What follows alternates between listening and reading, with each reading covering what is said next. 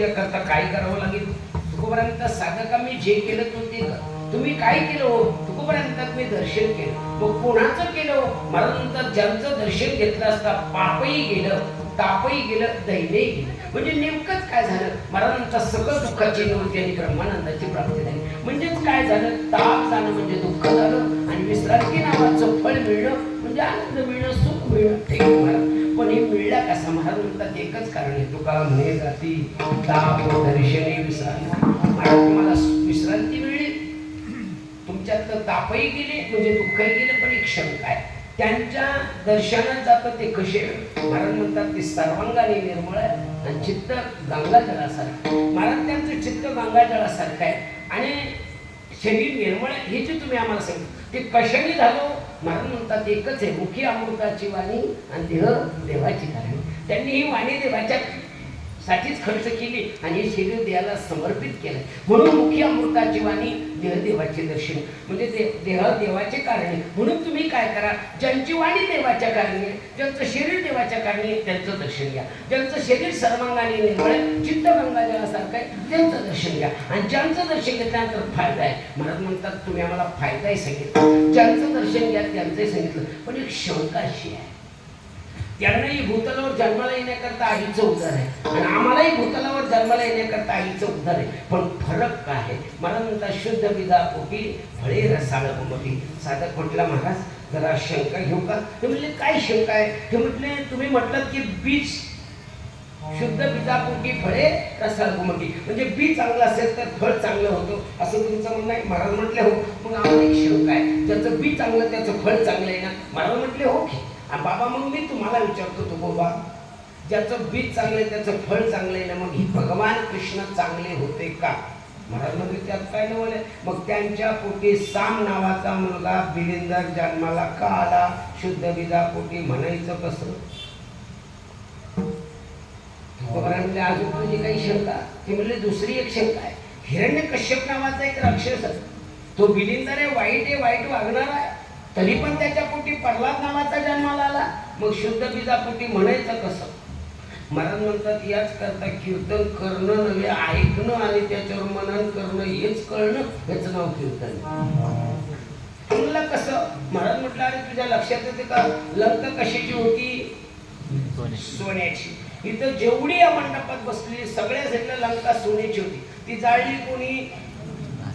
त्यालाही तुम्ही म्हणतात मी मारुती रायना झाडे. देवाची शपथ घेऊन सांगा सोनं जळतं का?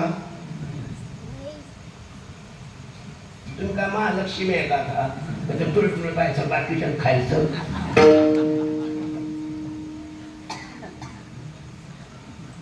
लंका सोन्याची होती मान्य केलं, मारुती रायना झाडे हे मान्य केलं आणि सोनं जळत नाही.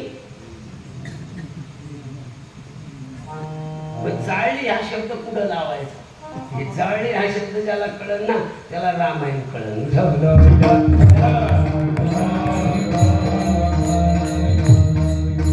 नेहमी सांगत असतो, अनुभव सांगणारे तुकोबा आहे. ज्यांना सांगतात ते उच्च कोटीचा साधक आहे आणि ती ज्याला कळलंय तो पूर्ण बोधाला गेलेला आहे.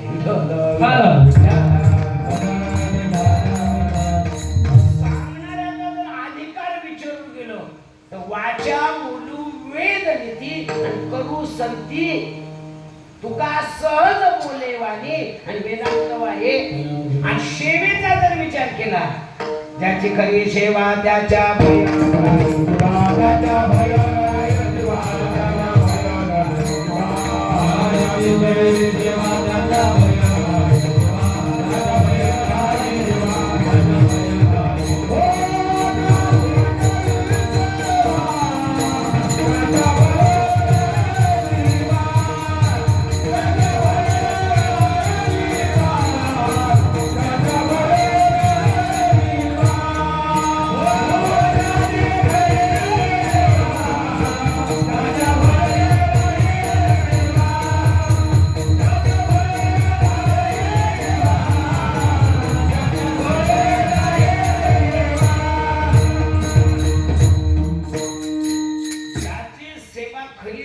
त्याच्या जीवनात काहीच भीती नाही. मला नेहमी सांगा, होईना भिकारी आणि पंढरीचा होईन म्हणणं सोपं आहे का?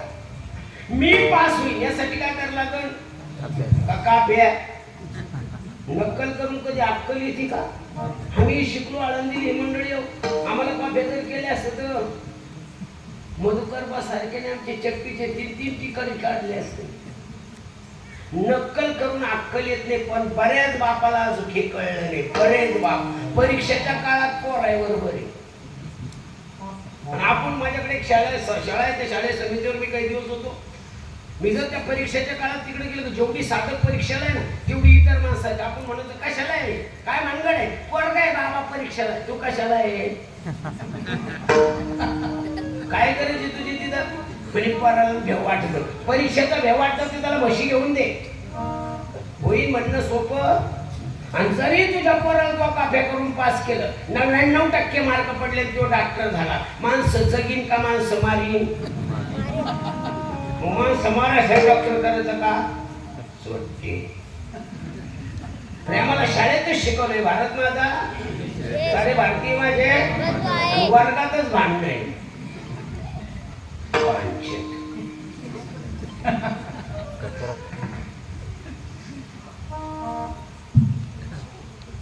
कळलंय का? पाणपोळ्या कोणासाठी? आपल्यासाठी.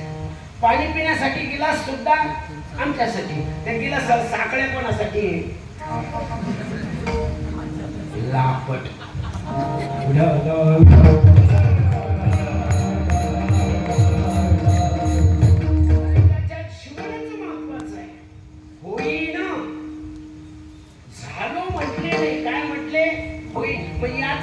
होईल म्हणणं इतकं सोपं नाहीये. नुसती माळ घालणं सोपी आहे, पण माळ टिकवणं अवघड आहे. माळ घालणं सोपी आहे, कुणी एखाद्या महाराजाच्या हाताने माळ घालता येईल.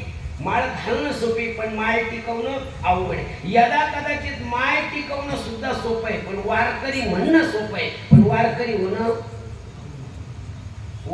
होणं इतकं सोपं नाहीये. त्याच्याकरता तुकोबाराने एक प्रमाण खर्च केलं, न मिळो खावया न वाढो हरी नारायणे कृपा.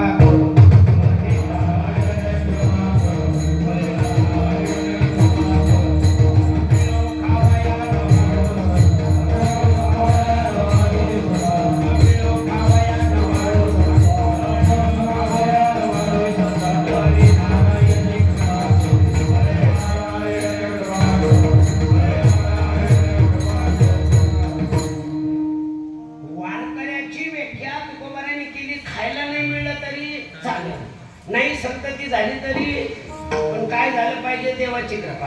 आपण वारीला देवाच्या कृपेसाठी जातो का वारी म्हणून जातो? तुम्ही काय पुतळे का सगळे?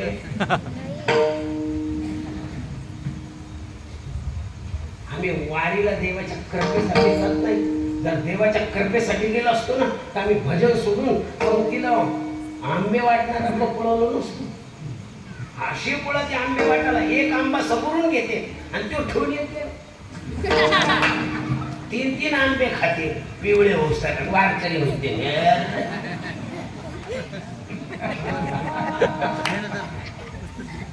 वारकरी गंध लावा म्हणजे वारकरी का? साऱ्या पोटाला गंध लावते वारकरी कहते, सगळ्या अंगाला फक्त 2च जागा सोडली नसता गंधच गंध. माळाच माळा, रामकृष्णारी कापला खिसा गेला नाही निर्मळ जीवन काय होईन म्हणणं इतकं सोपं. वारकरी म्हणणं सोपं आहे, पण वारकरी होणं अवघड आहे. तसं लग्न करणं सोपं आहे, पण बायको सांभाळणं, म्हणून तुम्ही कमी लोक आहे. हे बघितली मला इतका आदर्श वाटतो महाराजा महाराष्ट्राचा. खरंच या महाराष्ट्राची माती जर टिकवली असेल तर माझ्या माता भगिनी, कारण ही शक्ती छत्रपती शिवाजी महाराजांच्या आईची, ती शक्ती या मंडपात आहे. इतकं सोपं नाही. लग्नालाही महिला जास्त आहे, एसटीतही महिला जास्त आहे, कीर्तनालाही महिला जास्त आहे, आणि डावीवर मी सगळ्या पट्ट्याला पूर्ण सारखे. आज बी त्यांना 1,500 शासन देत आहे, तरी पण आज उभी नाही म्हणजे चालती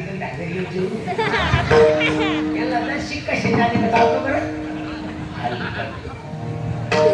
टिकावला तो महाराष्ट्र माता होती.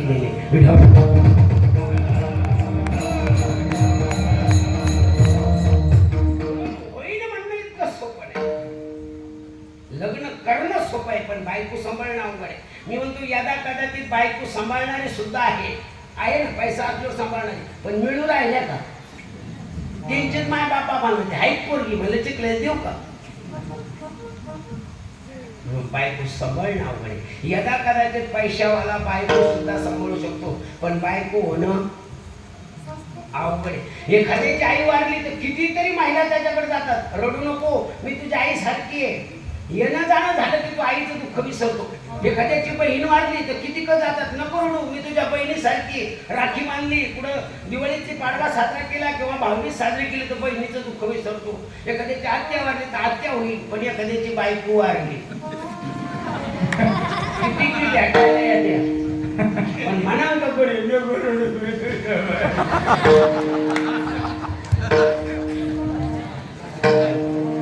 वारकरी म्हणणं सोपं आहे, होण्याकरता काय होईल. आणि होण्याकरताचं प्रमाण सांगतो. दुष्काळी आटिले द्रव्य गेला आणि एक स्त्री अन्न करिता स्वतःची बायको मेली सक्की, तरी काही वाटलं बाईला मेली मुक्त झाली.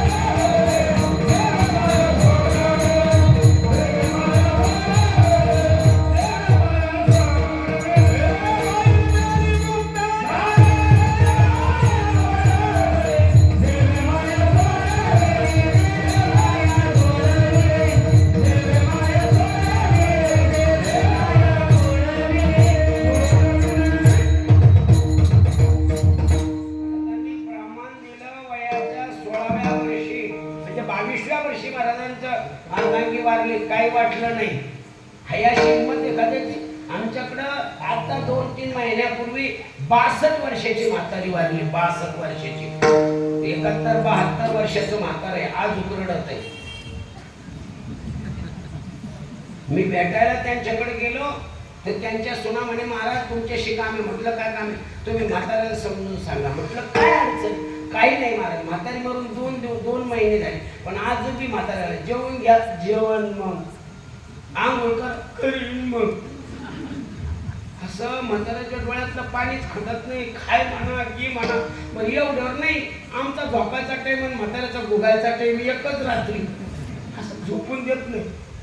म्हणलं मी काय करतो, तुम्ही काही नका करू, म्हाताऱ्याच्या मनातली म्हातारी काढा. झोप किती का तुम्ही? मला तुम्ही कीर्तनात नाही सांगत का? कोणाचे माय बापू कोणाचे बनवत? म्हणलं ती कीर्तनात सोपं जातं, तिची गेली त्यालाच माहिती. ती म्हणे तुम्ही काही करा पण तुम्ही कीर्तनात सांगा ना. म्हटलं हो, मग म्हाताऱ्याला जास्त समजून सांगा. म्हाताऱ्याच्या खोलीत गेलो, बाजीवर बसलो होतो. मला पाहिलं, टटकन बाजीवर उतरलं, माझ्या दंडाला धरलं, मला बाजीवर बसवलं. माझं दर्शन घेतलं, माझ्याकडे पाहिलं, मी म्हाताऱ्याकडे पाहिलं, ही लोक पाहिले, असे डोळे पुसले. महाराज काय म्हणा, काय बाई होती, अशी बाई होणार नाही. कसं संसार केला आम्ही दोघांनी. रात्री मका मोडून आणली दुसरीची, कधी म्हातारी म्हणली नाही. महाराज काही म्हणा, अशी म्हातारीच होणार नाही. काही दिवस चांगले आले होते, गोकुळासारखे पोरायला पोरी, धान्याला धान्य, देवान चांगलं नाही केलं. काही म्हणा महाराज, गेली पण असं वाटतच नाही. जेव्हा जेव्हा आठवण येईल तेव्हा असं वाटतं आली म्हणलं मीच पळवलो.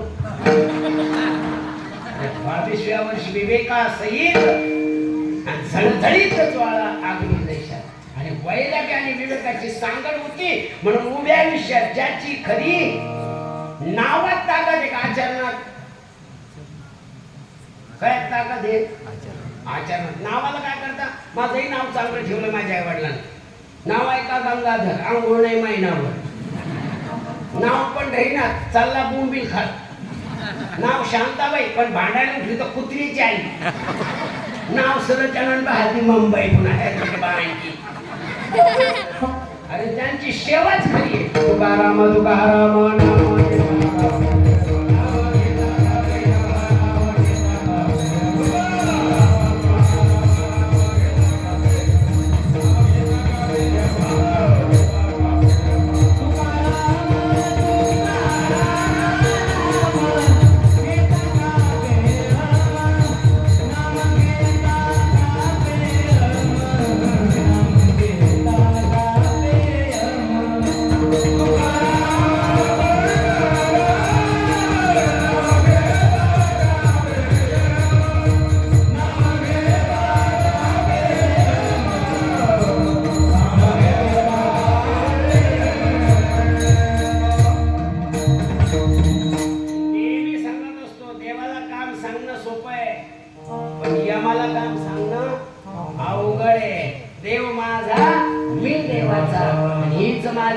पण यम आपला नाही यमाचा पाहुणा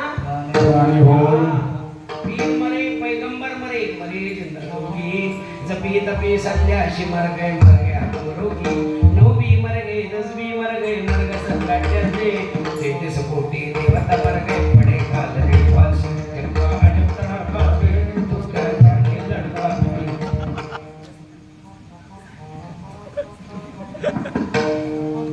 यमाच्या तावडीतून देव दिक सुटले नाही पण तुकोबारायला जर पाहिलं तर यम पळत होता नवे नवे तुकोबारायने पाळणाऱ्या यमाला धरलं आणि त्याच्या मुंडकीवर पाय दिलं जगा काळ खाय एवढी सेवा यमाच्या मुंडकीवर पाय द्यायचं एखाद्या पोराच्या मुंडकीवर पाय द्यायचं ते होतं द्या मुंडकीवर पाय दिला यमाने हात जोडले तुकोबा मला सोडा म्हणले तुला तर सोडणार आहे पण पहिले तुझे कार्यकर्ते आवडलंय गुळगुळ करून राहिले तुकोबारा म्हटले कार्यकर्त्याला आवडते म्हणले पहिले माझ्या कार्यकर्त्याला सांगतो यम सांगित होता माना येते देव हाई कथा सदा घोषणामाचा त्यांच्या नामधारकाच्या यामध्ये कार्यकर्ते आवडले तुम्ही सांगा रोज माझ्या घरी येत जाय रोज तुकोबाराच्या घरी येत होता आणि काय करीत होता जो हर